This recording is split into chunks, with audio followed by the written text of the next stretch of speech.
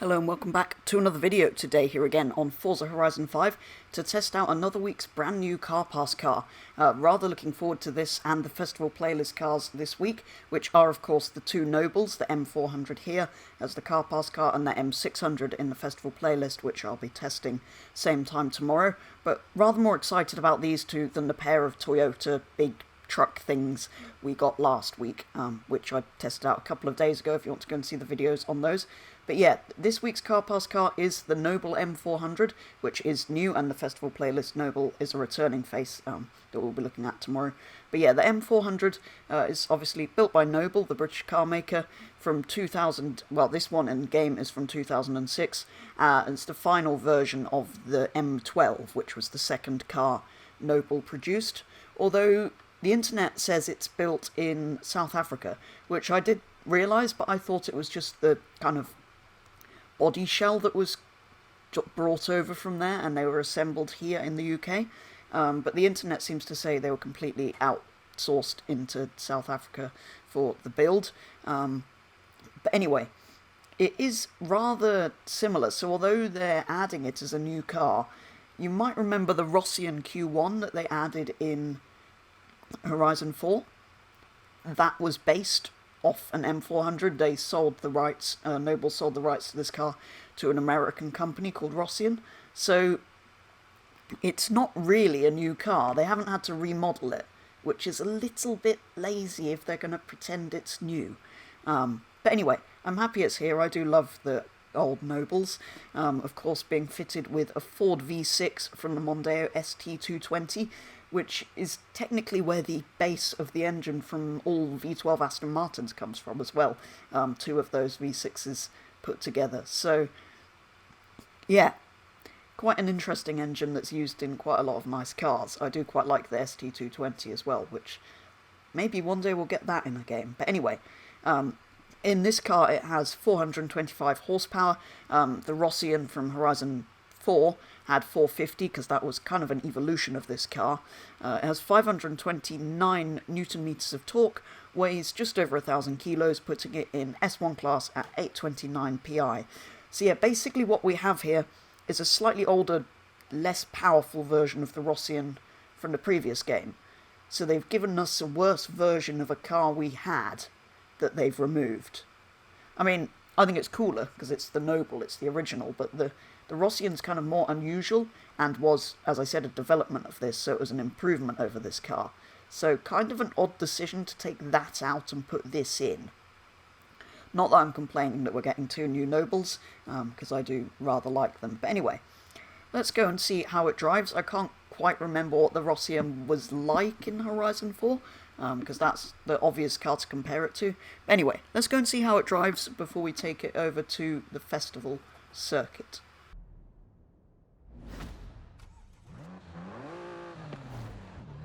Where we go for a first drive in the Noble M400. So yeah, it was quite a clever way to set up a sports car company, really, isn't it? Get the bodies made in South Africa, get some Ford engines put in that you know are good, and, well, you've got a good sports car. It was famously good at handling when it came. Yeah, look at that, it's so direct. It's going to be interesting to see what this does around the festival. But yeah, it should be pretty much the same as the Rossian, but with a little bit less power. So, yeah. It's a shame we don't have that to compare to. Maybe that will come back one day. They did change other things in the Rossian, like they upgraded this interior, which I can see why they did that. There's not really much in here.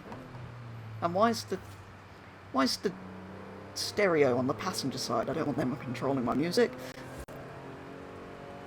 I love how it's even got the wobbly wiper blades.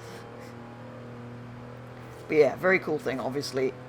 Track focused, driver focused, lightweight car, as a lot of these small British manufacturers, well, that's kind of what they specialise in, really, isn't it? But yeah, I do like this thing. I've always liked the Nobles. I am quite interested in the M600 from tomorrow, because that was obviously, well, it was one of my favourite cars in Horizon 1. But we'll get to that when we get to that. Yeah, just this at the moment. Which, yeah, it makes it seem quite easy to set up a sports car company. Get some South African bodies made, get some Ford engines in, but yeah. It drives nicely, as you would kind of imagine.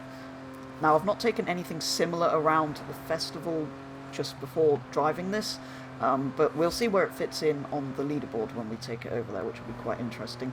To take something faster around again, I've taken a lot of, particularly on the upgraded leaderboard, a lot of B-class cars around recently, I mean. So, yeah, it'll be interesting to take something fast around as we... Yes. Do that. Right, before I have a bigger accident than that, let's head over to the festival and set that lap time. So, as with any new car that's added to Horizon 5, I take it for 5 laps of the festival, and what you're seeing here is the fastest time I managed to set.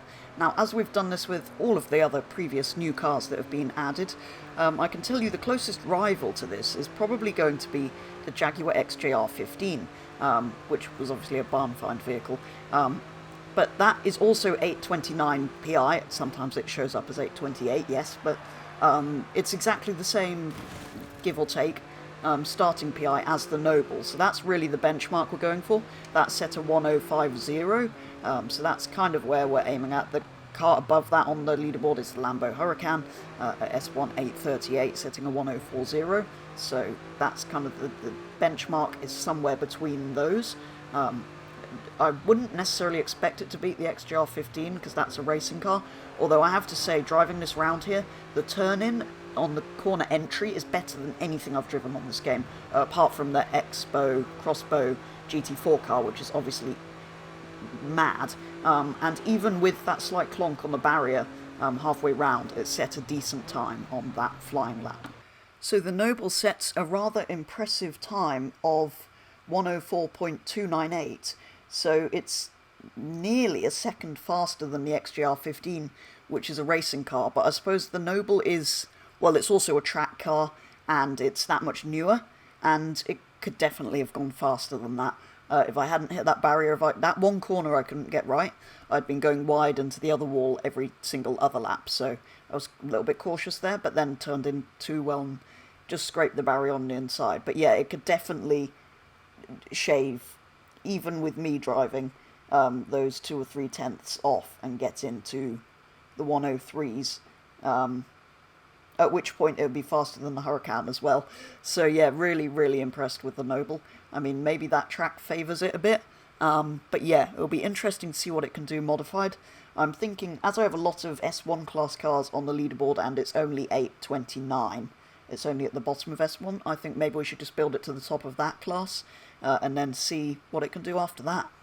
So, before we quickly upgrade it to the top of S1, let's take a quick look at the aero and appearance and conversion and engine swap options, because there's sometimes some unique things with some of the new cars. Let's start with the engine swaps, where we've obviously got the one we've got. 6.2 litre V8, a racing V8, another racing V8, a V12, a racing V6, which is interesting, not sure what that's from, and a racing V6 twin turbo. So there's quite a number of engine swaps there, giving you quite a lot of choice, but usually with these I try and keep engine and drivetrain standard. Obviously you've got your usual all-wheel drive swap there. In terms of aero, I'm guessing we're just going to have hideous Forza-y bits. We are.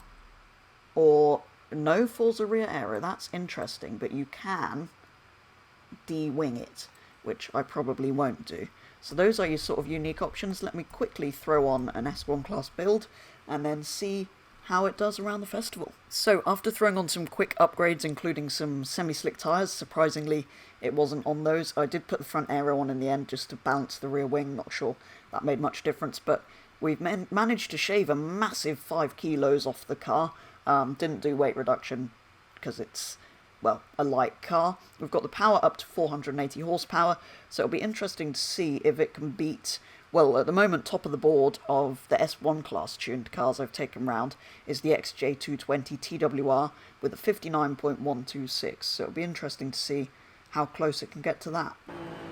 So, as with the stock version of the car, once it's modified, it was given another 5 laps around the festival to see if it could beat, well, any of the S1 class cars, particularly the XJ220 TWR at the top of the board. Now, I think I've made the same mistake with the number of cars now. I've added handling parts to a car that handles pretty well, so it ended up being a bit over twitchy going into corners, and I didn't add all that much power, which it probably could have done with.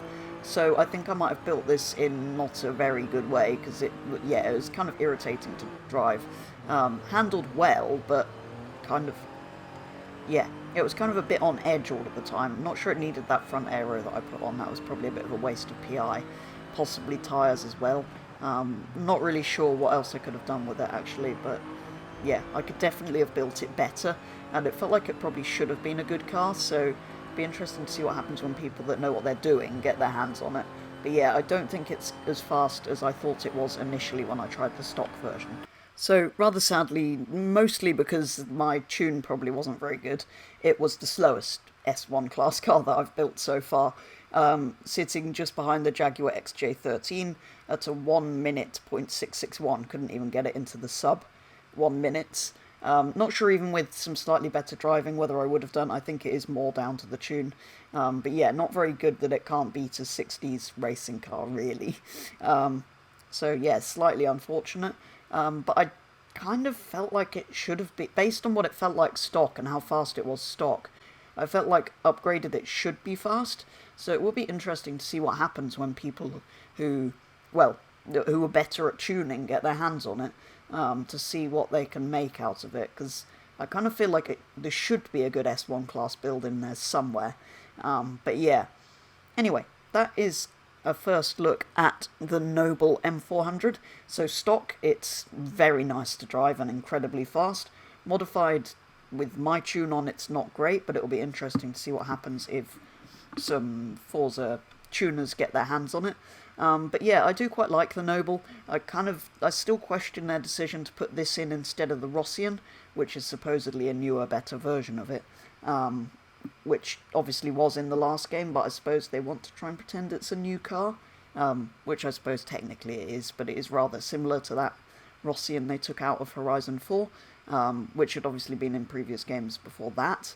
But yeah, overall I quite like the little Noble, and I am pleased it is in here, and I'm rather excited to be testing out the other Noble, the M600, tomorrow, because that was one of my go-to cars for, well, a lot of things in Horizon 1. It was one of my fastest cars that I had back in that game, so it'll be very interesting to see what that's like. So if you want to see the video on that, that will be up same time tomorrow. But for now, for a first look at the Noble M400, that is going to be all. So thank you very much for watching, and I'll be back with the next video very soon.